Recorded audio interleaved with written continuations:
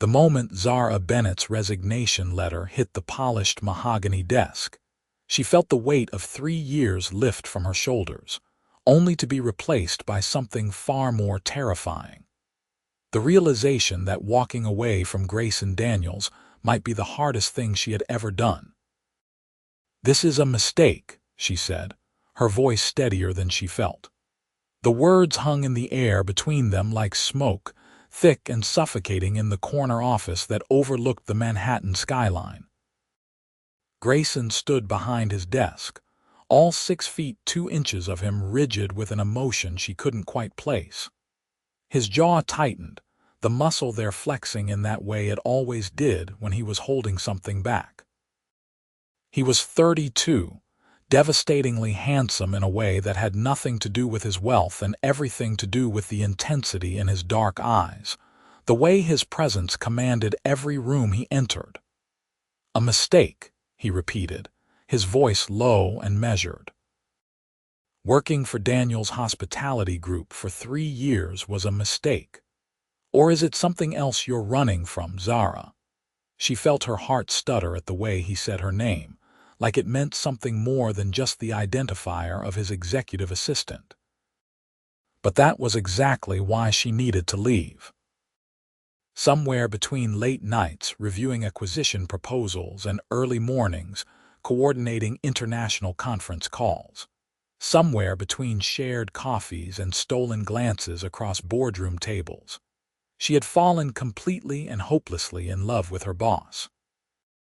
"I've been offered a position at Meridian Hotels," she said, keeping her eyes fixed on the letter between them rather than on his face. "It's a step up. Director of Operations. It's what I've been working toward. Meridian is our competitor." His words were clipped now professional, and somehow that hurt more than anger would have. "I'm aware. You'd be working under Richard Chen. I'm aware of that too." Grayson moved around the desk then, and she forced herself to stand her ground even as every instinct screamed at her to maintain distance.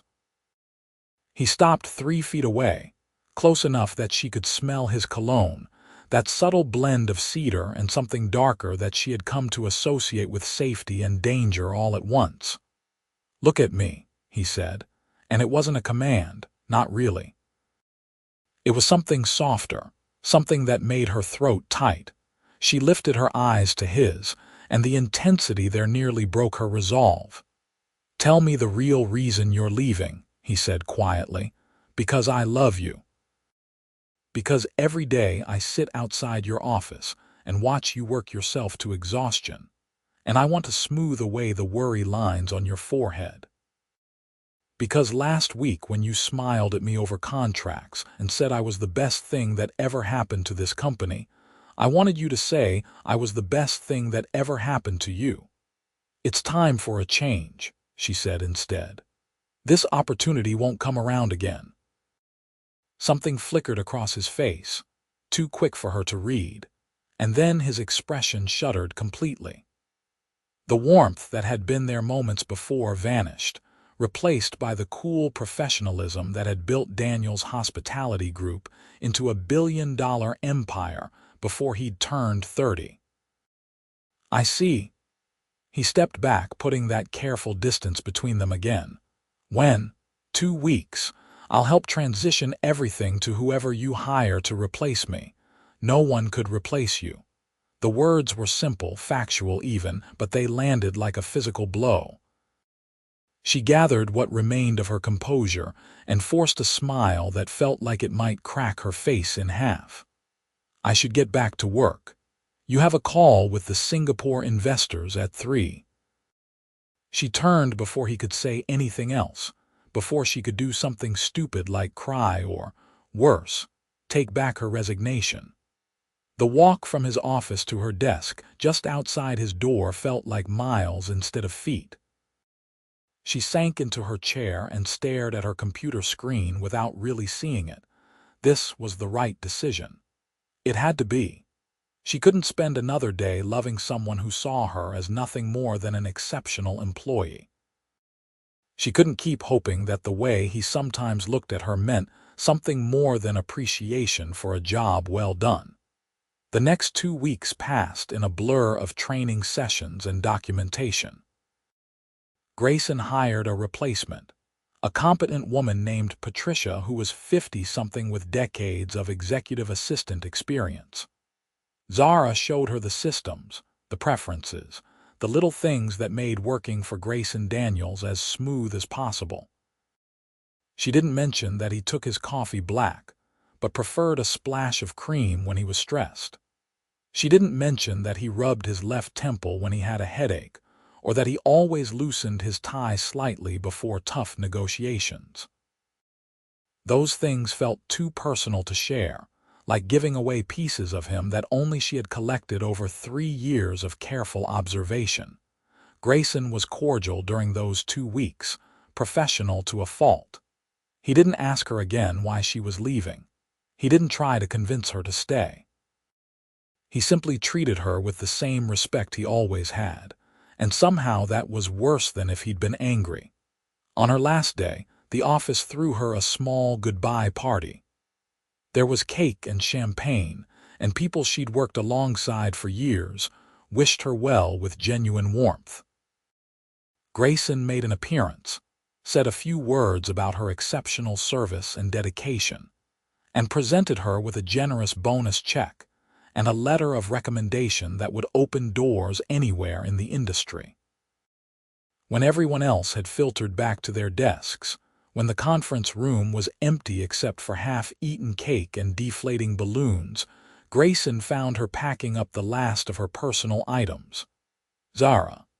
She looked up from the box of photos and desk plants she'd accumulated. He stood in the doorway of what had been her domain for 3 years, looking somehow different in the late afternoon light. Tired, maybe. Uncertain. "I wanted to give you this privately," he said, crossing to her desk and holding out a small wrapped box.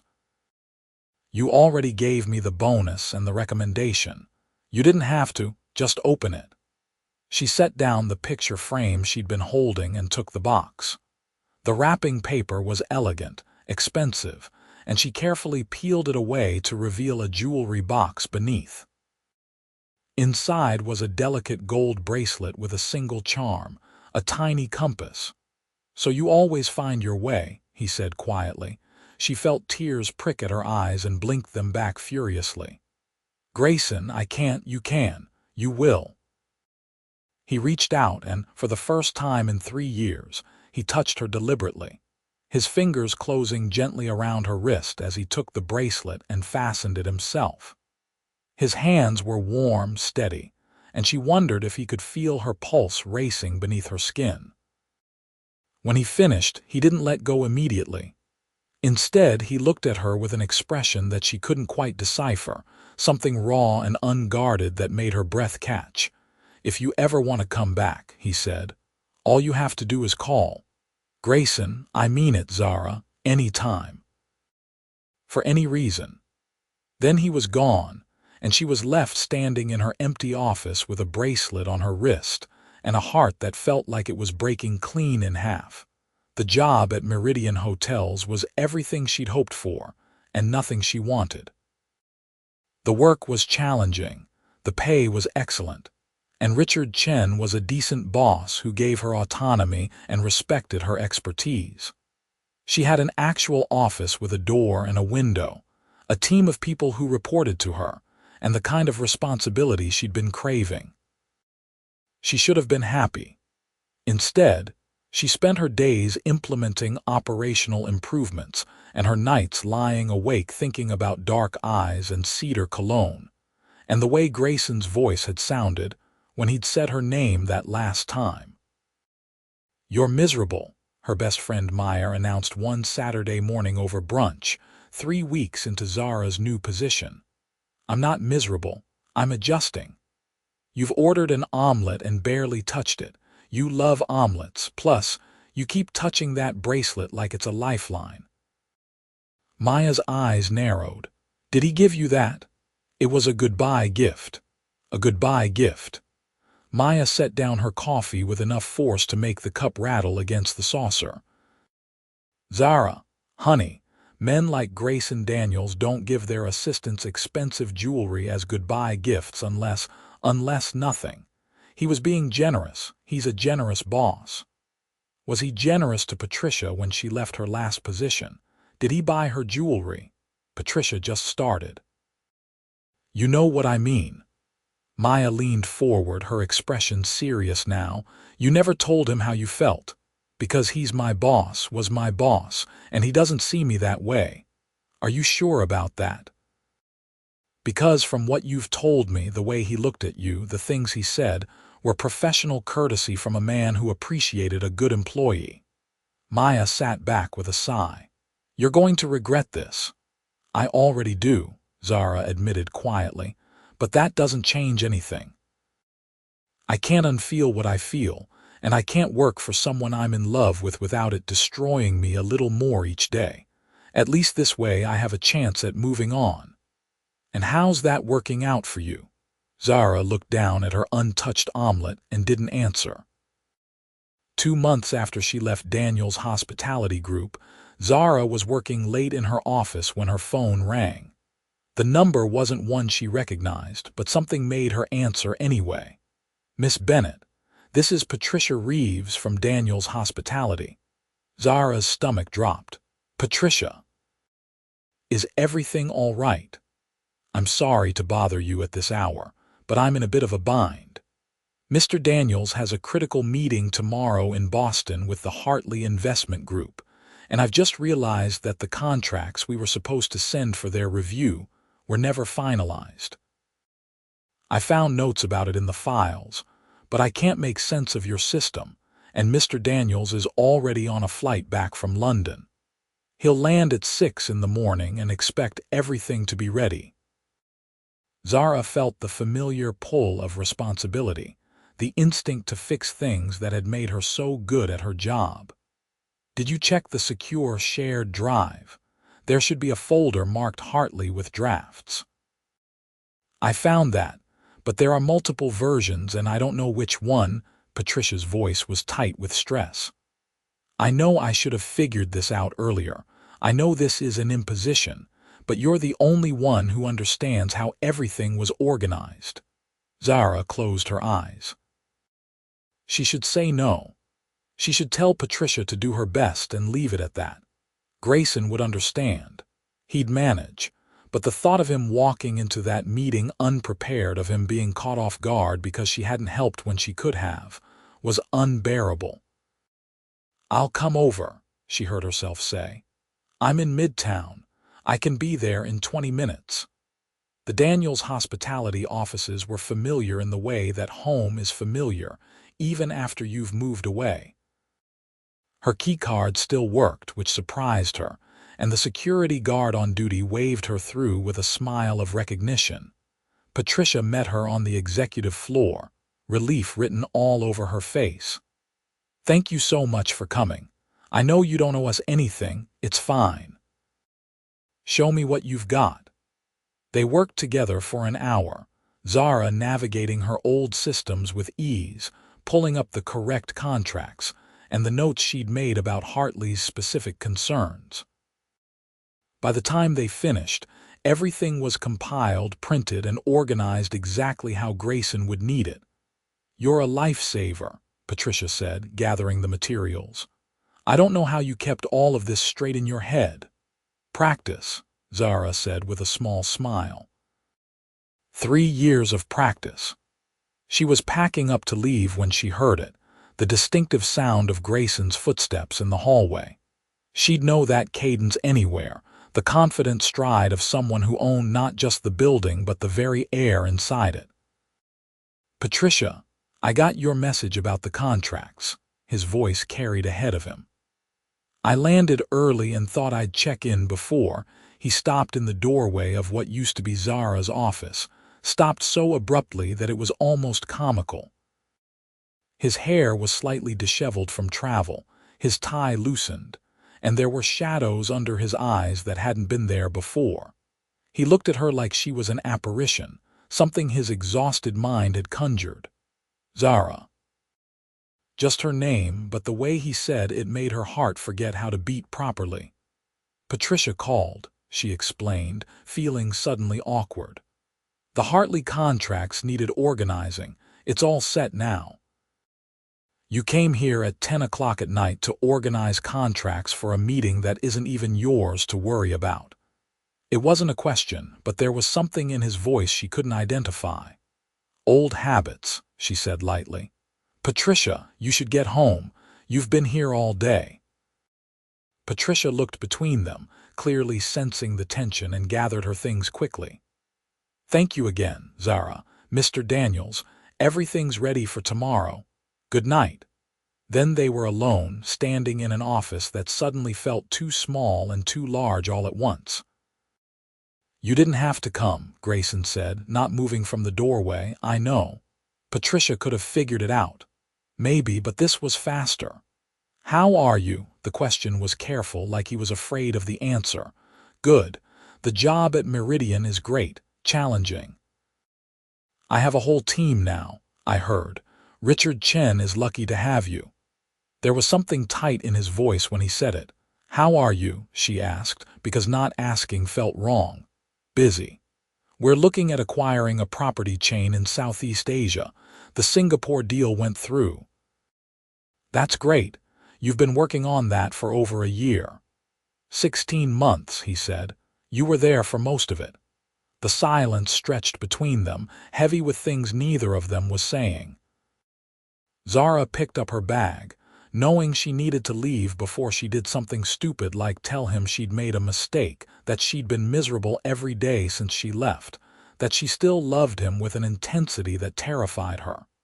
I should go, she said. Zara, wait.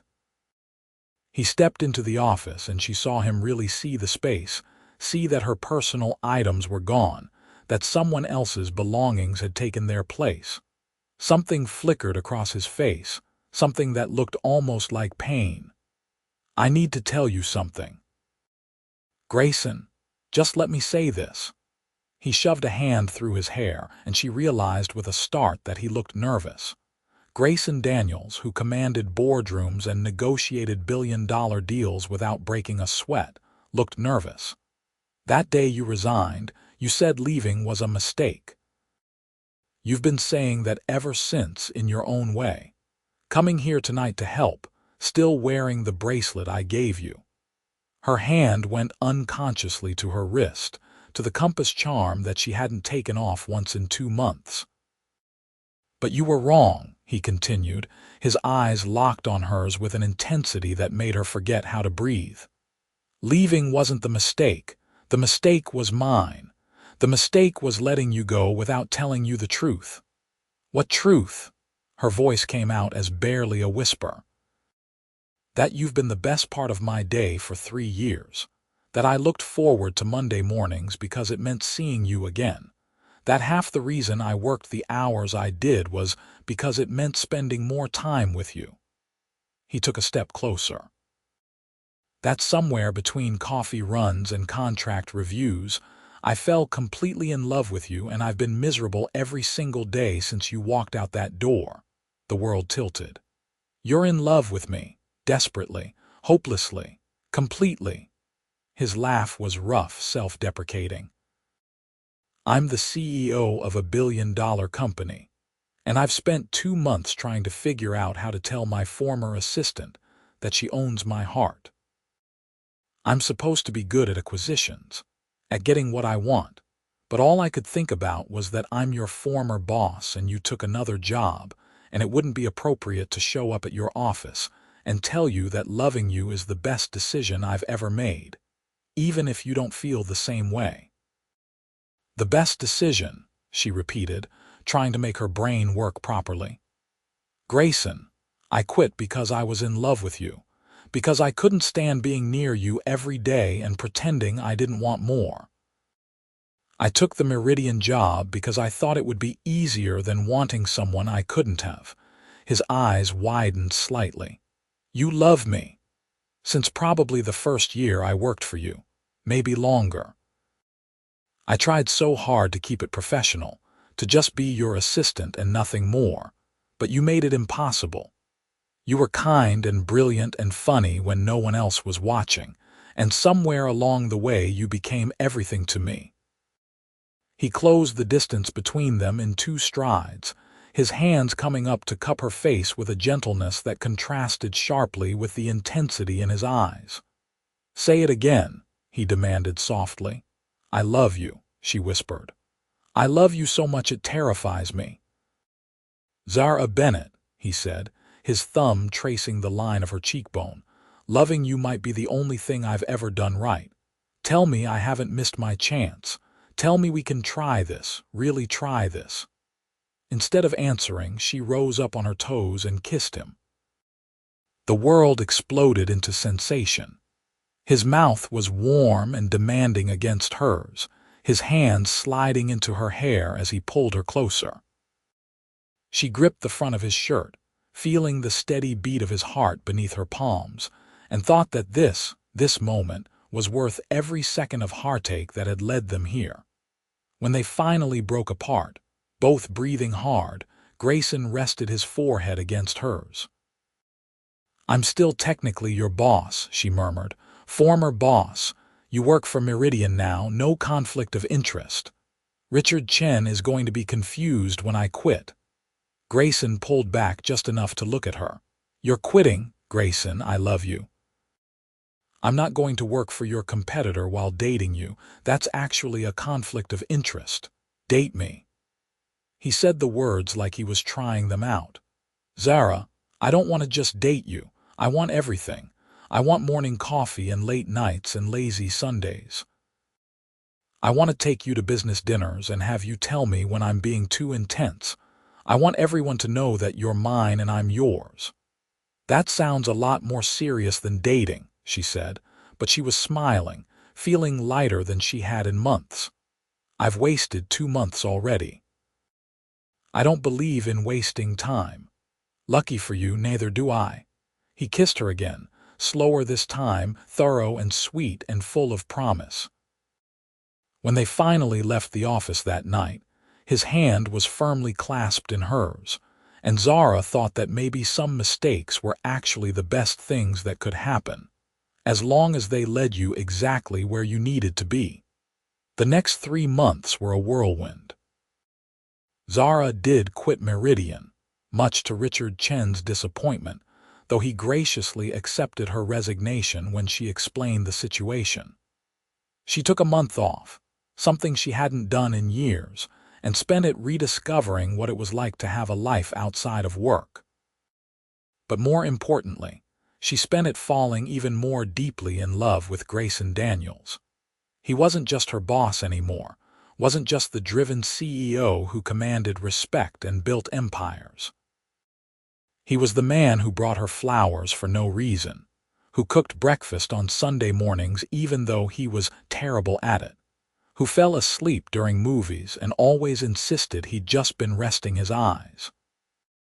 He was thoughtful and intense and surprisingly funny, with a dry wit that caught her off guard and made her laugh until her sides hurt. They had their first real date at a small Italian restaurant in Brooklyn, far from the Manhattan social scene where they might be recognized. Grayson held her hand across the table and told her stories about growing up in Connecticut, about his parents who'd built a modest hotel business that he'd expanded into an empire, about the pressure and the loneliness that came with success. "I never felt like I could just be myself," he admitted over tiramisu. "Everyone always wanted something. Business contacts, investors, even friends. They saw the company, the money, the potential for what I could do for them. And me," Zara asked softly, "you saw me, the real me. You knew when I needed space and when I needed someone to push back.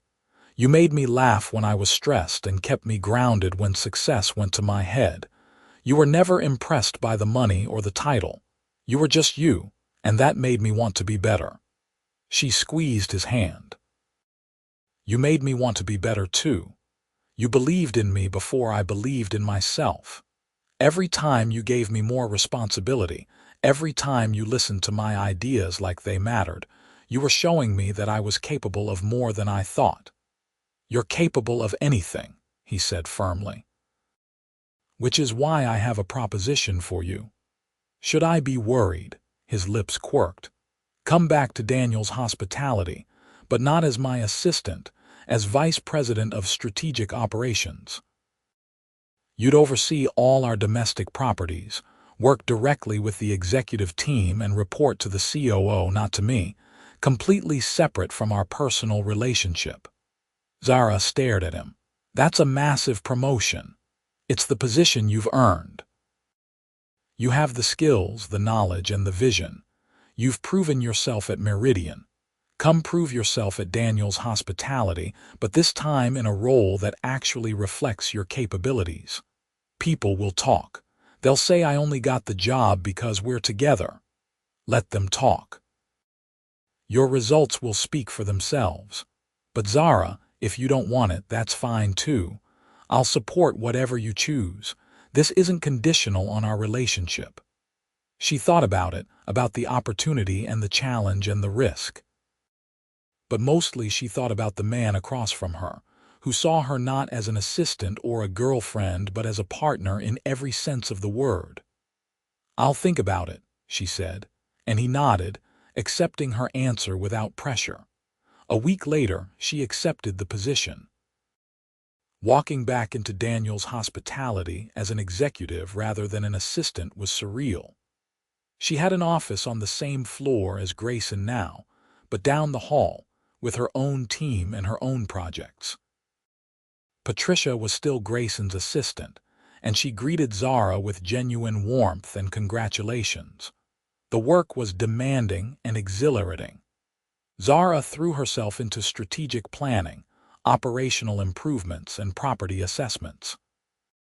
She traveled to various Daniels Hospitality locations across the country, implemented new systems, and proved within the first month that Grayson's faith in her wasn't misplaced. But the best part of her day was still seeing him. They kept their relationship professional at work, save for the occasional lunch together, and the way their eyes would meet across conference rooms with shared understanding. But the moment they left the office, they were just Grayson and Zara, two people navigating the terrifying and wonderful reality of being in love. 6 months into their relationship, Grayson invited her to meet his parents at their home in Connecticut. Zara was nervous in a way she hadn't been before. This was different from work presentations or business meetings. This was personal, and it mattered. Robert and Millionaire Daniels were warm and welcoming, with none of the snobbish pretension Zara had half feared. Robert was in his 60s, semi-retired now but still sharp and observant. Millionaire was elegant and kind, with Grayson's same dark eyes and quiet intensity. "So you're the famous Zara," Millionaire said, pulling her into a hug as if they were already family. "Grayson talks about you constantly. I was beginning to think you were too good to be true." "Mom," Grayson protested, but he was smiling. Dinner was relaxed and full of laughter. Robert told embarrassing stories about young Grayson's determination to improve the family business, how he'd started working at their first hotel when he was 15, learning every aspect of the operation from housekeeping to front desk management. "He was relentless," Robert said with obvious pride. "Still is. When he sets his mind to something, there's no stopping him." "I'm learning that," Zara said, glancing at Grayson, who looked slightly embarrassed but pleased. After dinner, Millionaire pulled Zara aside while Grayson and Robert were arguing good-naturedly about a business decision from years past. "I want you to know something," Millionaire said softly. "I've never seen my son like this. Happy, truly happy. He's always been driven and successful, but there was something missing. You filled that space, you made him whole." Zara felt tears prick at her eyes. "He did the same for me." Millionaire squeezed her hand. "Then you're both very lucky. Don't let anyone make you doubt what you have together. Love like this is rare."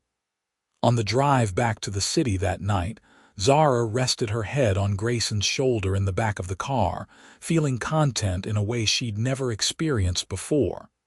"Your parents are wonderful," she said. "They love you, almost as much as I do." He pressed a kiss to the top of her head. "Thank you for coming today. I know it was a lot." "It was perfect." She tilted her head up to look at him. "This whole thing is perfect. Sometimes I wake up and can't believe this is real." "Believe it," he murmured against her lips. "Because I'm not letting you go. Ever." The first real challenge to their relationship came 8 months in, when a business magazine published an article about Daniels' Hospitality's expansion plans.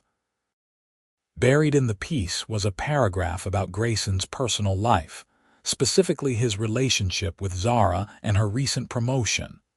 The article wasn't cruel, but it raised questions. Had she earned her position, or was it favoritism? Was their relationship appropriate given the power dynamics? Was this a scandal waiting to happen? Zara read the article in her office, feeling sick. She'd known this might happen, had prepared herself for it, but seeing it in print made it real in a way that was hard to stomach. Grayson appeared in her doorway 10 minutes later, his expression thunderous. "I'm handling it," he said without preamble. "Our PR team is drafting a response. I'm also prepared to sue for defamation if they don't print a retraction."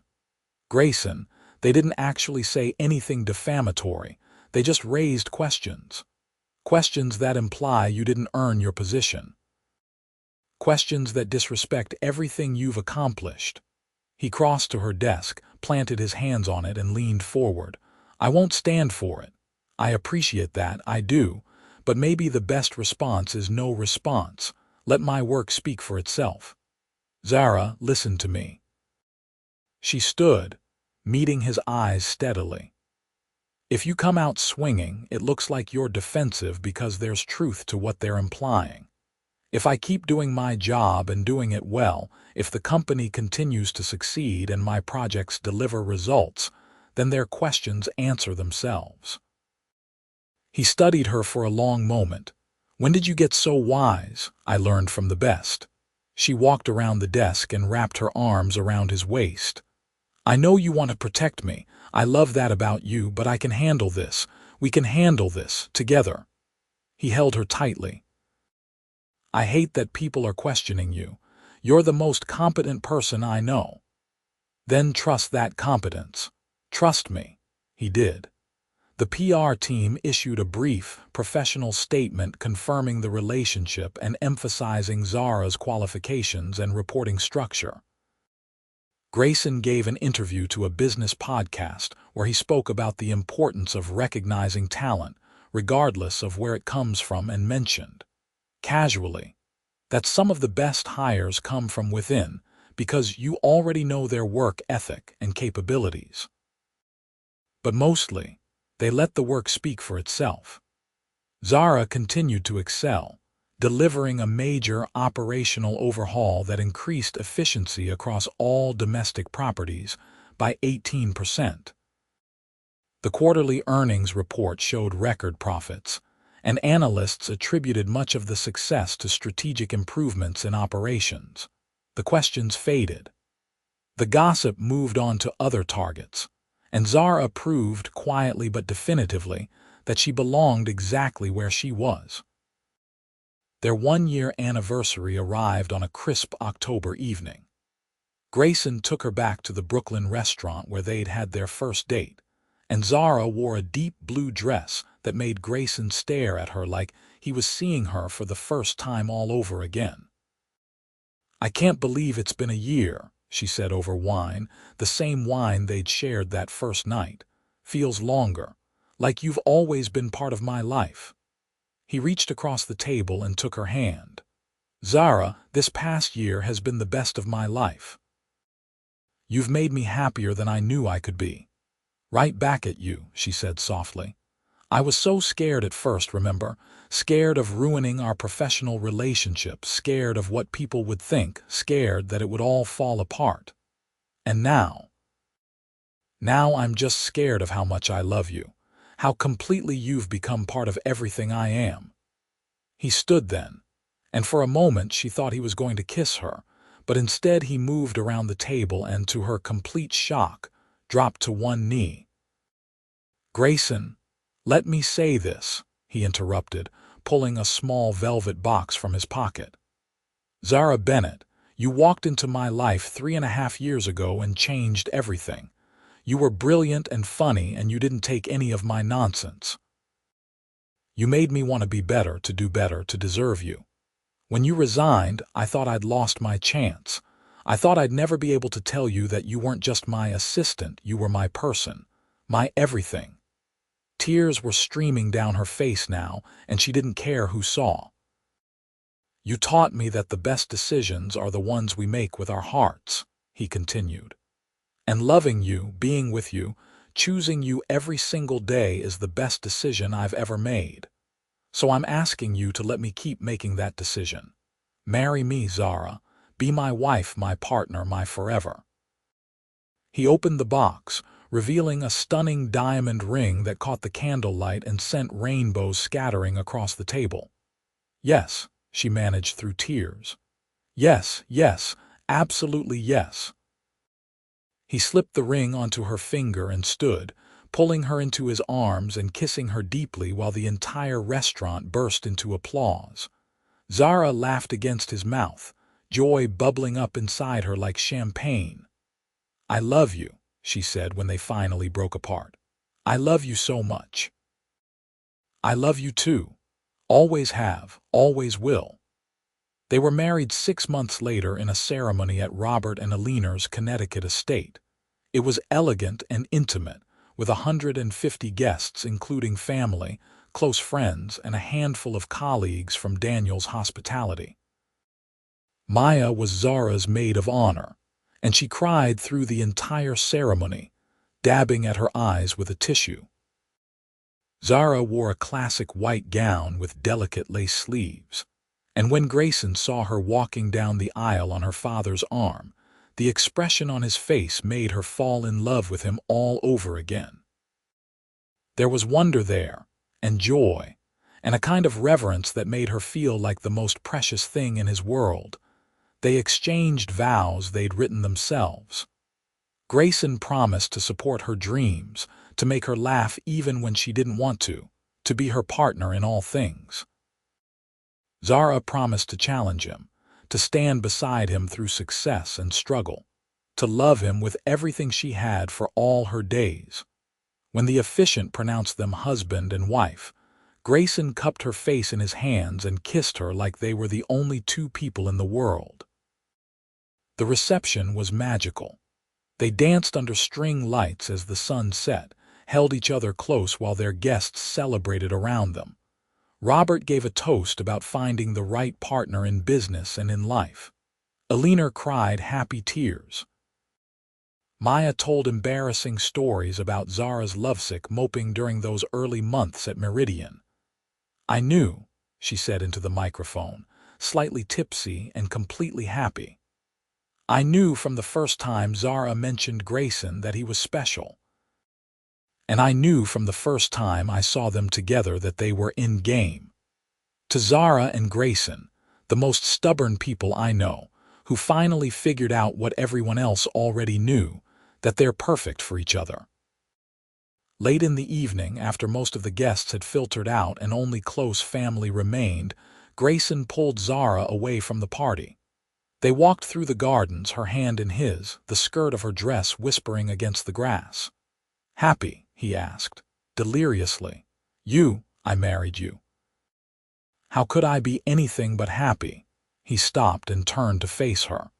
"I keep thinking about that day you resigned, how close I came to losing you because I was too afraid to take a risk.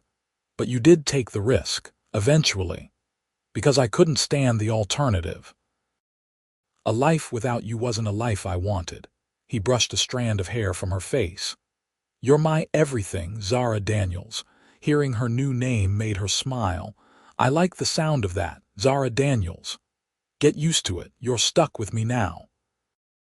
"Best mistake I ever made," she teased, and he laughed, pulling her close. You were wrong about that, you know. It was never a mistake. It was fate, destiny. Whatever you want to call it, we were always supposed to end up here. Here being married in your parents' garden at midnight. Here being together. Everything else was just details. They kissed under the stars, and Zara thought about the journey that had brought them to this moment. The years of professional respect that had bloomed into friendship and then love. The fear and the courage it took to risk everything. The challenges they'd faced and overcome together. Grayson was right. This wasn't a mistake. This was exactly where they were supposed to be. They honeymooned in the Maldives. 2 weeks of pure bliss in an overwater bungalow with crystal clear waters and nothing to do but enjoy each other's company. They slept late and swam in the ocean and made love with the kind of abandon that came from knowing you were completely, utterly safe with another person. Grayson was playful in a way he never was in the office, chasing her through the water and pulling her under, then kissing her until they both forgot how to breathe. He was also surprisingly relaxed, content to lounge in the sun and talk about everything and nothing, his hand always finding hers. "I could stay here forever," Zara said one evening as they watched the sunset from their private deck. "Don't tempt me. I'd buy this entire resort just to keep you here," she laughed. "You would not. Try me. I'll call the owner right now." "Grayson Daniels, you're not buying a resort in the Maldives just to avoid going back to work. Not to avoid work, to keep you exactly like this, happy and relaxed and mine. I'm yours no matter where we are," she said, turning to kiss him. "New York, the Maldives, anywhere. That's not changing." When they finally returned to New York, they moved into a new penthouse apartment together, a space that was theirs rather than his or hers. They spent weekends picking out furniture and arguing good-naturedly about whether to hang abstract art or photography. Grayson insisted on a home office for Zara, even though she protested she didn't need it. "You'll want space to work when you bring things home," he said. "And I want you to have your own domain. This isn't my apartment that you're moving into. It's our home, and that means you get exactly as much space and say as I do." She loved him even more for that, for understanding that partnership meant equality in all things. They settled into a rhythm. Work was demanding for both of them, but they made it a point to have dinner together most nights, to take Sundays off completely, to maintain the boundaries between professional and personal that kept them both sane. At the office, they were colleagues who respected each other's expertise. At home, they were husband and wife, partners in the truest sense. 2 years into their marriage, on a Saturday morning in their sunlit kitchen, Zara made an announcement that would change everything again. "I'm pregnant," she said, watching Grayson's face carefully. He froze, coffee cup halfway to his mouth. "You're what? Pregnant?" "About 8 weeks. I found out yesterday and I wanted to tell you in person, not over the phone while you were traveling." The coffee cup hit the counter and then he was across the kitchen, sweeping her into his arms and spinning her around. "We're having a baby," he said, his voice full of wonder. "Zara, we're having a baby." "We are," she confirmed, laughing. "Are you happy?" Happy doesn't begin to cover it. He set her down carefully, like she was suddenly made of glass.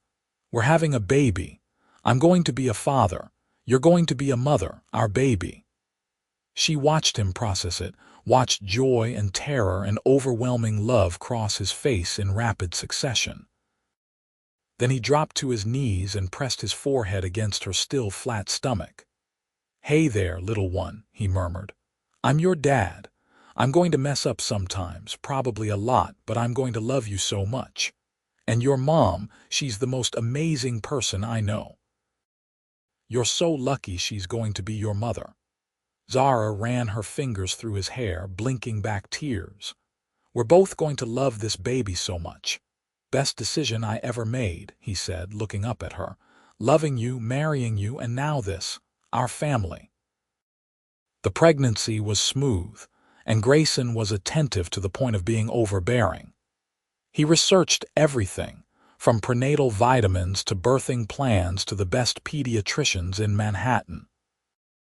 He came to every doctor's appointment, held Zara's hand during the ultrasounds, and cried when they found out they were having a girl. "A daughter," he said, staring at the ultrasound image. "We're having a daughter." Work adjusted around the pregnancy. Zara continued in her role as long as she could, but eventually agreed to transition some of her responsibilities as her due date approached. The company threw her a baby shower, and even Patricia got teary-eyed while helping organize gifts. Their daughter, Grayson Daniels, was born on a snowy February evening after 12 hours of labor that left Zara exhausted and Grayson looking pale and shaken. But the moment the nurses placed their daughter in Zara's arms, everything else faded away. Grace had Grayson's dark hair and Zara's nose, and she was the most perfect thing either of them had ever seen. "She's beautiful," Grayson whispered, touching one tiny hand with his finger. Grace's fingers curled around his, holding on tight, and Zara watched her strong, confident husband completely fall apart. "She's perfect. She is," Zara agreed softly. "Our Grace." Those first few weeks were exhausting and wonderful in equal measure. They took turns with night feedings, stumbled through diaper changes and swaddling, and marveled at every little thing their daughter did. Grayson was a devoted father, patient and gentle, and completely besotted with his little girl. Eleanor and Robert visited often, bringing food and help and an endless supply of grandparent wisdom.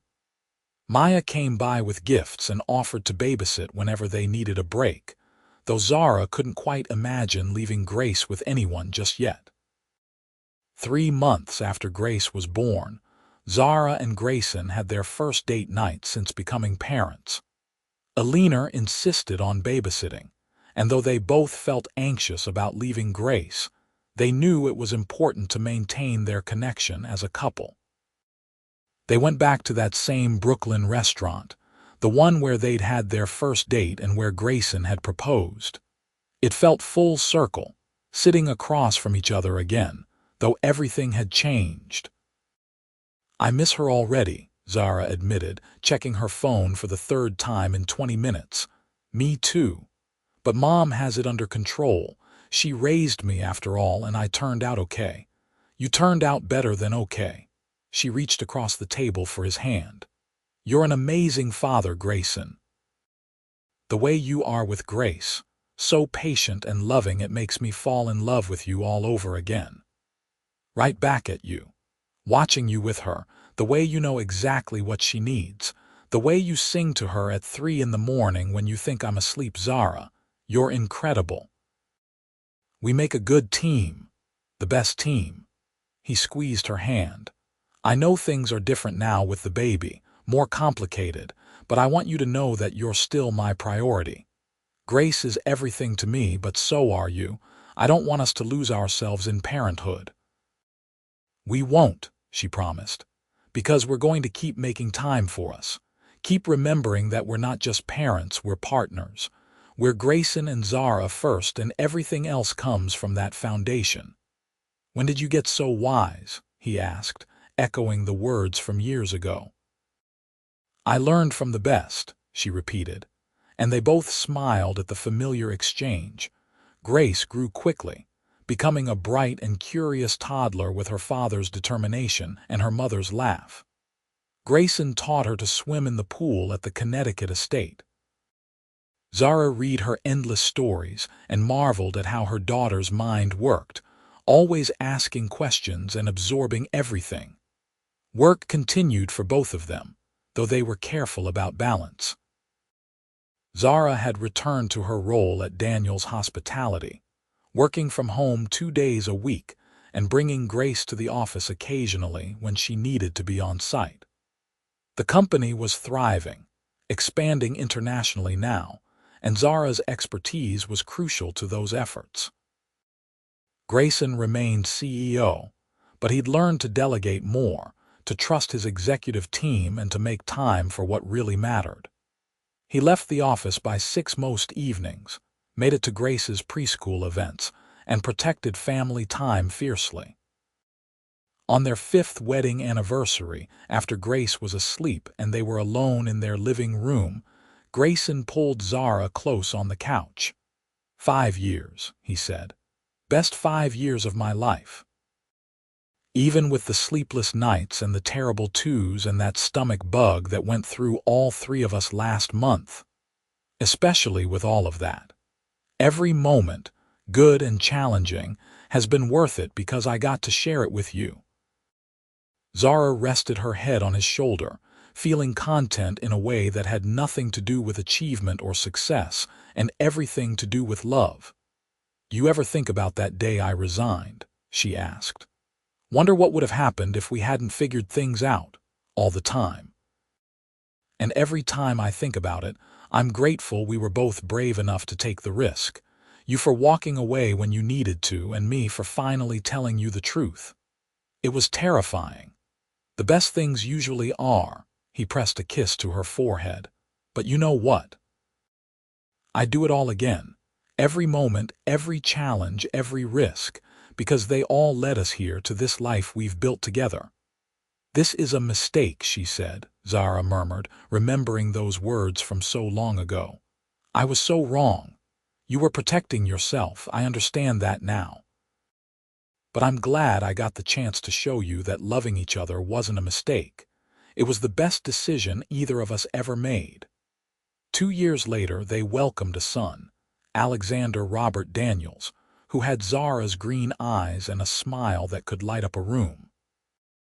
Grace was thrilled to be a big sister, taking her role seriously and always wanting to help with the baby.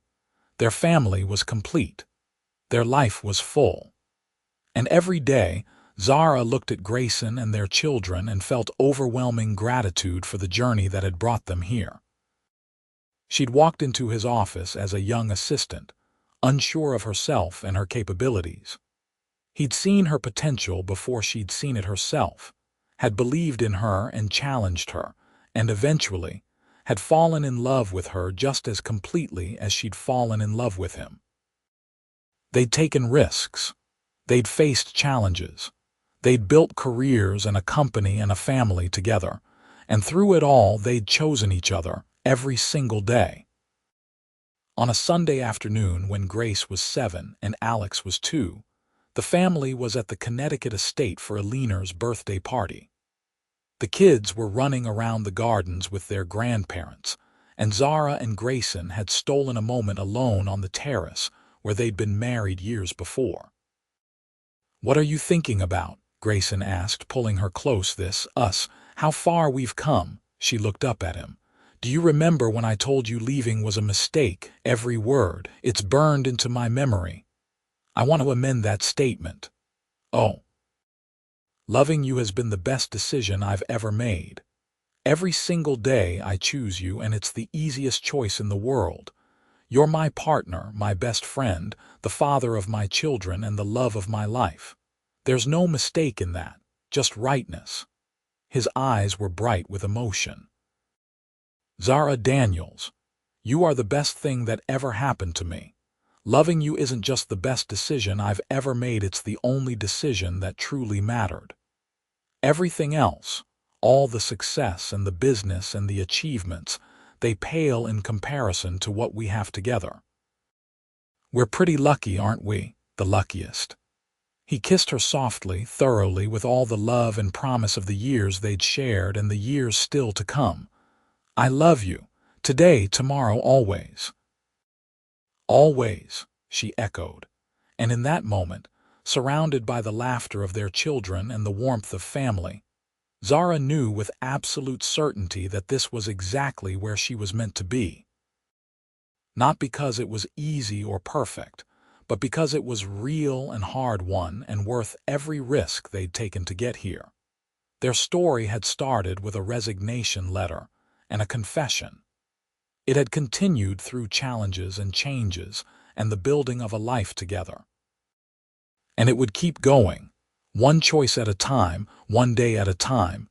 Two people who'd found each other and decided that what they had was worth everything.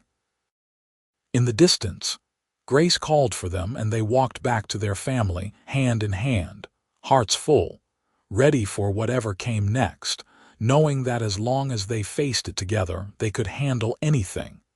Because loving each other hadn't been a mistake.